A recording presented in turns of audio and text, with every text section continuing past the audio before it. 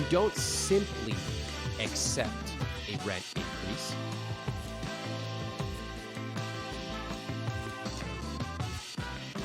You were told, as so many people, that the American dream is a Yes. white picket fence Yes. where you own a house in the suburbs, where you have to drive everywhere, where you can't see your friends unless you drive 45 minutes, and you need more space for your dog, which in turn produces you feeling lonely, low social Mm. contact, high maintenance, phantom costs that you never considered. And then somehow one day, someday, you will magically sell this house for a profit. And then what? No one ever finishes that sentence. How are you going to Yeah. actually make money from this? Oh, you're going to move to Florida, uh, downsize, get sun for the remaining days, and then die. That was Yeah. not my rich life. So instead, my message is never feel ashamed for renting. You can choose whether you want to buy or not. You should run the numbers. Sometimes it does not make financial sense to buy. And I'll also say this: I have nothing against owning. I will own a house one day. I already have the money set aside. And you know, when I buy this house, it will be the biggest luxury purchase I ever make. It will not be an investment. In fact, it will be the worst financial decision Yeah. of my life. I can tell you that right now. Imagine buying a luxury car or a luxury handbag times 100 or Right. 1,000. Right. That's what this house will be. And I will be totally fine with it. Yeah. But that is the way I think about real estate. And my investments are totally separate. Yeah. And I've taken the exact same approach. People have asked me all the time, like, why don't you own? And I'm like, because there's the houses in Seattle for a 2-bedroom, 2-bath are going to cost you $900,000. And then you'll be in a bidding war where you'll have to increase your offer by another 300K in order to get it. You know, it's funny And when you talk about it, and you start to pull on these threads of people's beliefs in real estate. It's so fascinating. You yeah. know, the only time that you will hear words like generational wealth thrown around is Hmm. tied with real estate. Why is that? Interesting. Why is that? Now, real estate has been a good source of generational wealth, but there are other ways to pass on generational wealth, such as a large portfolio. That's one way to do it. You will also hear people saying things like, well, what about when you get old and you stop working? At least you'll have a paid off house. That is true. That's one way to go. Another way to go would be to have a large portfolio that can pay any rent or even pay for a house in cash in perpetuity. Again, Right. what you'll find is that people who have bought into this message, typically propagated by the National Association of Realtors, one of the groups that I will meet in hell, they have basically taught people that buying a house is the only way to become financially successful. And Yeah. because of various structural reasons, housing has gone up in price. That doesn't necessarily mean it's a good investment. Right. Okay? You can buy a house for 200K, and everyone knows the story about grandma bought it for 200K somewhere in West Texas. And then 70 years later, she sold it for 500K. Everybody goes, oh my God, she made a killing. She made 300K. But they never really factor in the phantom costs, the taxes, the interest, inflation, opportunity costs of what you could have made in a simple index fund. And Right. so all I call on for people to do is to get a little savvier about the biggest purchase of your life. That's the way to look at it. Yeah, I love that. And for listeners, when he says portfolio, investments, right? Opening either a 401k, an IRA, a regular individual investment account, and then contributing money through that or to that over time. And yeah, that's the way I've gone. Is I'm like, I can make more money investing and growing my wealth that way than I could be, when my roof leaks and I need a new roof. Speaking of renting, you negotiated your rent in New York City. I don't think a lot of people realize that you can negotiate your rent.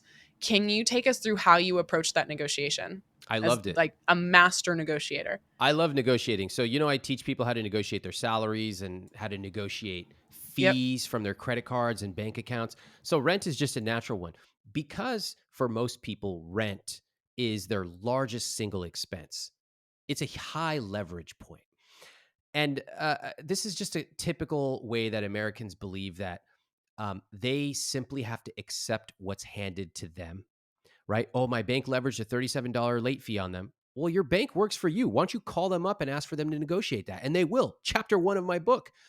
Well, I did the same thing with rent. You don't simply accept a rent increase. You want to understand the context around it.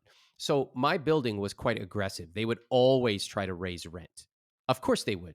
It's a capitalist system. Of course they're going to try to maximize their profit. I get that.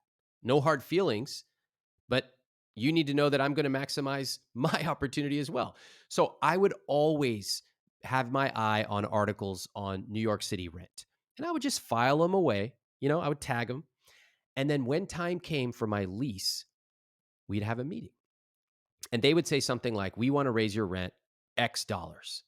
And I would say, so first, I would understand the power dynamic. At a time like this right now, tenants have very low power. Okay, very low. So you try to negotiate your rent, you have low power because there's a housing shortage and there's more demand. That's why prices are going up. Simple supply and demand. Sometimes, especially during the 10 plus years I lived in New York, prices were going down. So I would go in there and I would use my briefcase technique. And that is a whole procedure of how you can present to clients or a boss and you can negotiate 10, 20, $30,000 raises. And I would say, "I appreciate you. Tell me where you came up with that number." And they would give me some bullshit. And I would say, "Okay, thanks.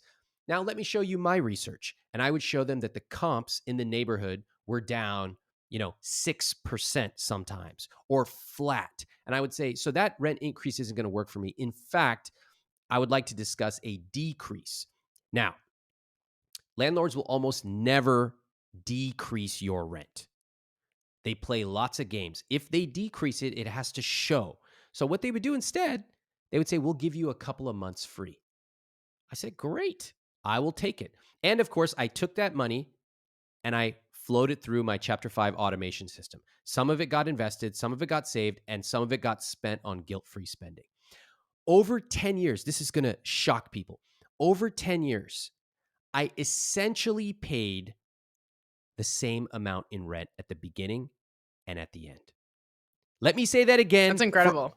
It's Yeah. crazy. My rent went up and down. And that is how rent works. Everybody listen, rent does not just go up. Rent is subject to the laws of supply and demand, just like chicken.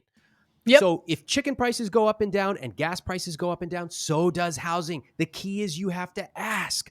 My Right. rent went up sometimes and I accepted it. I would Yeah. try, but negotiation is a dance. And sometimes it stayed flat and that was fine. Right. And sometimes it went down and I took the win. Yep. Over the course of 10 years, it went up and down, but essentially it ended up with a slight increase, basically flat. Yep. I did the same thing with my apartment. I was at my apartment for almost 4 years. And in the pandemic, she was telling me she was going to increase my rent. And actually, I did not know it, but basically used the same technique, which I was like, I have paid on time. I have been a loyal renter. I have, been very responsible. And here's this article and this article that says that rents are decreasing in Seattle. So I would like to maintain my same rent price. And she was like, done. And I was Love like, it. cool, Love it. great. Just saved $200 a month. Love that. And that's a huge win, right? $2,400 a Right. year. There's a lot of reasons that landlords will negotiate. So, one, they like a good tenant. And even 1 month of vacancy can wipe out Right. an entire year of profit for a small landlord. Or trying to replace the on time, reliable, doesn't throw parties till 4 a.m. and trash the place renter that they have right now. Yep. And then you as a tenant have also lots of options. You can offer to prepay in advance. You can sign an extended lease. There are a variety of different things you can do. So again, treat this like you would treat any other negotiation and use some of the techniques that I cover in the book and on my site that will allow you to take this huge part of your monthly expenses and potentially negotiate it. Right. And I appreciate that because we talk at Her First 100K when you're negotiating salaries too, is it's not just the dollar amount, right? Or the salary, it's PTO or flexible time off or, an education stipend or a better title. There's a bunch of things you can negotiate besides salary. Same thing with your rent. Are there, ways that you can get creative in terms of that negotiation? I think Love that's it. really smart.